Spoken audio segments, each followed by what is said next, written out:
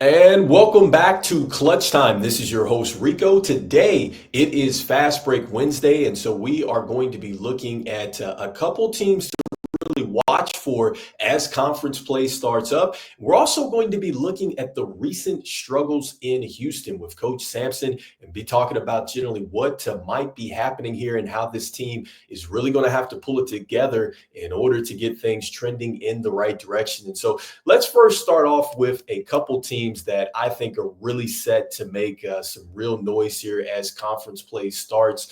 Don't get me wrong, I am super excited to see every team in SimWorld U as we get ready to head into conference play. I just want to start by saying that, these games, they are going to have just a lot of emphasis on the home court advantage. So you can expect the crowd noise to be intense out there. You can expect that is going to raise the level and intensity of these games. And then also, too, from the sheer fact that it is teams that are playing one another twice in the year. I mean, that is going to be something to see because once you know a team and you just know that rivalry is there, the intensity is going to be there, the chippiness is going to be there. This is exactly why you love conference play because it ramps up even more as you move into the conference tournament. But anyhow, I'm saying that to say this, we're going to be looking at two teams that I think are really trending in the right direction and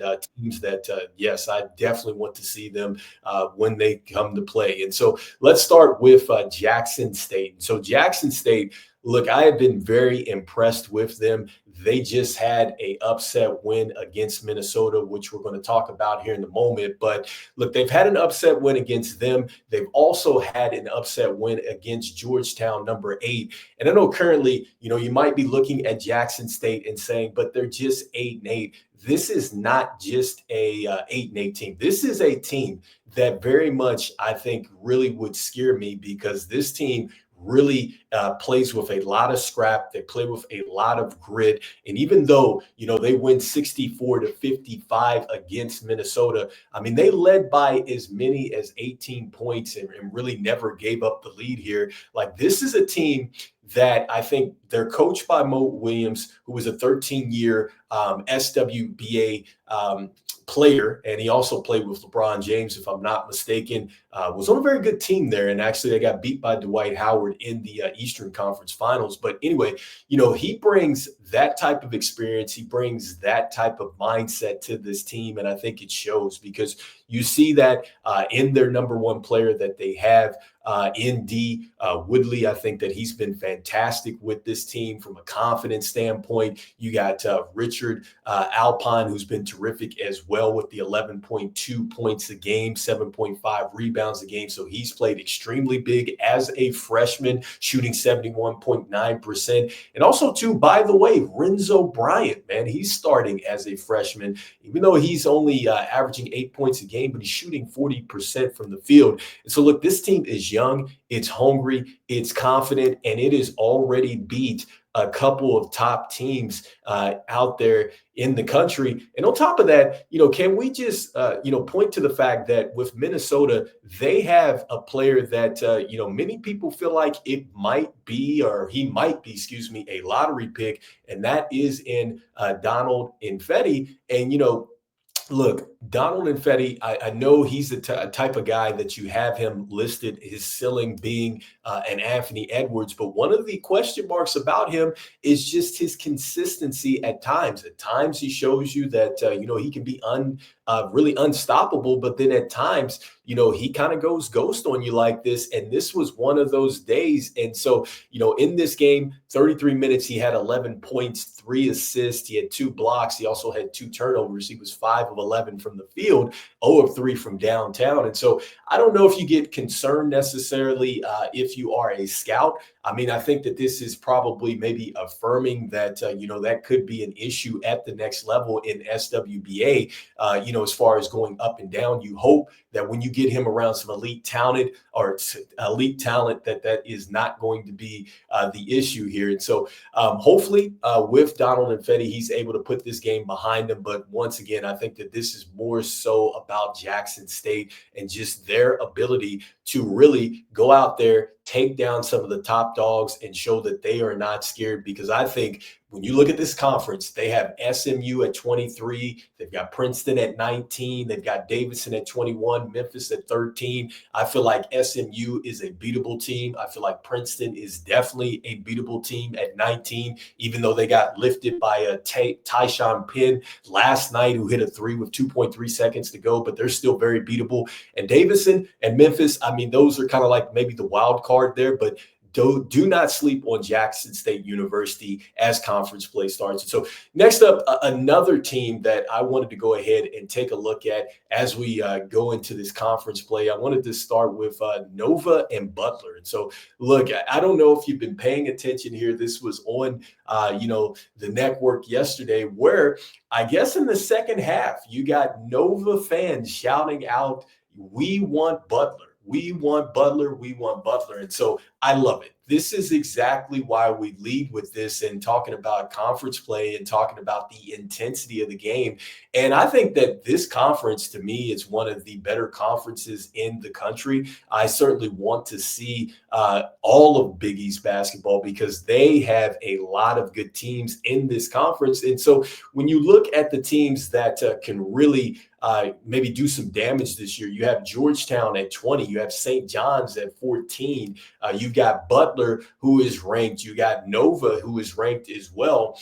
And I love the fact that Nova at number 8 is already calling out Butler at number 12, because right now, you have Nova, who is number 1, you have Butler that is number 2. And as far as I'm concerned, when I see this and I see the crowd chanting that they want Butler, it just makes me think that, man, we might want to label Nova Santa Claus. Why would you name them Santa Claus? It's because they want to run up and down the chimney because they want all the smoke. And I must say, I love it.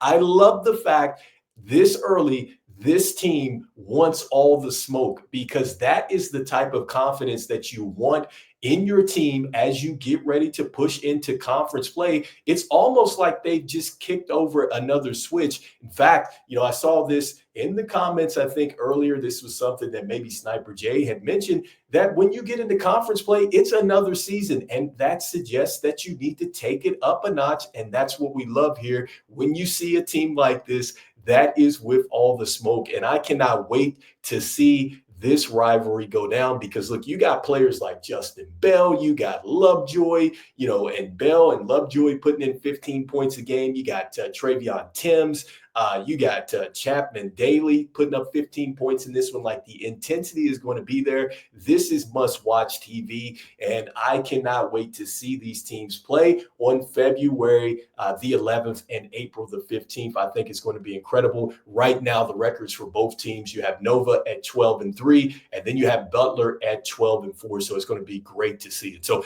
next up, I wanted to jump into what we have really been talking about, I think, for some weeks now, and that is just Houston. We do have a problem. And we're talking about Coach Calvin Sampson, talking about Houston, and just it has been a real struggle with them. They have now lost 6. And, I was just watching the broadcast yesterday, and they got completely, in my opinion, dismantled by Xavier. I mean, Xavier had 5 players that were in double figures, and they were coming in. They were in fact 5-11, so it's not like they were coming in and they had been riding a huge winning streak or anything like that. Like Butler, or excuse me, not Butler, but Xavier needed this win, as badly as Houston, and they just went out there and they took it from Houston, because Houston was leading in this game and they weren't able to get it done. And I just don't understand it. With the recruiting class that this team has had, you have Carl Holmes, who is, supposedly maybe a lottery pick. You have Freddie Stonewall, who's looking to be maybe a first rounder, and they were unable to get it done. And I just looked at this game, and there was a time where Xavier, they started to come back, and Coach Sampson didn't call the timeout when needed. I could just remember just hearing the broadcast team, they're indicating call the timeout, and they do not call the timeout. Xavier just jumps all over Houston. And I just wonder at some point, what is really going on here? Because you hear the reports that Coach Sampson may step down. I haven't seen anything as of late saying that Houston was maybe thinking of going a different direction. I've said this before that, with Coach Sampson, I think he's a terrific coach. I'm not sure that you're just going to go out and find another Coach Sampson that's going to come in and do what he's done with this program. But I'm concerned at this point because when you look at Coach Sampson and you look at just what goes on in college as far as going out and recruiting players, I mean, it's like this.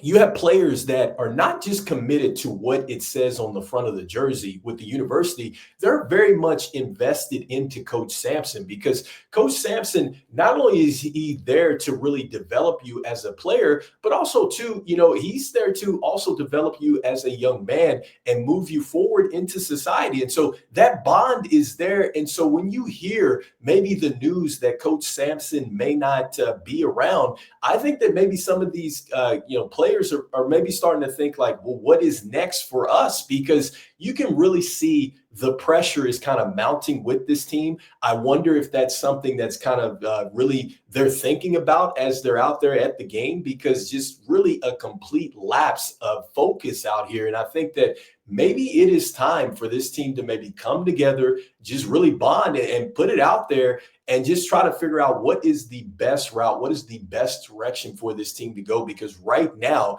the way this thing is going, it does not look good for Houston. And so I think that they have got to fix this. I just think that the pressures and what they're hearing, what they're seeing, that might start to be what is playing ultimately out on the court here. So anyway, let me know in the comments what you think about this recent news here with Coach Sampson in Houston. Do you think that, yes, it is possibly, the whole thing of, is he going to be here? Is he not? Maybe it's starting to weigh now on the program and the players. That's why we're starting to see, some of these performances that we're seeing. And also, too, what do you think about Nova calling out Butler, wanting all the smoke? It reminds me a lot of the Memphis Grizzlies. And I think about John Morant and talking about we not worried about the West, right? It's just that confidence, wanting all the smoke. I love that with Nova. And also, too, what do you think about Jackson State? Do you think that, yes, Jackson State at 8-8, they are very much a team you do not want to see in conference play or hoops area? I'd love to hear your thoughts. And so, as we say here on this SWTV network, constantly see the game, be the game. I'll see you guys on the next one. All right. Peace.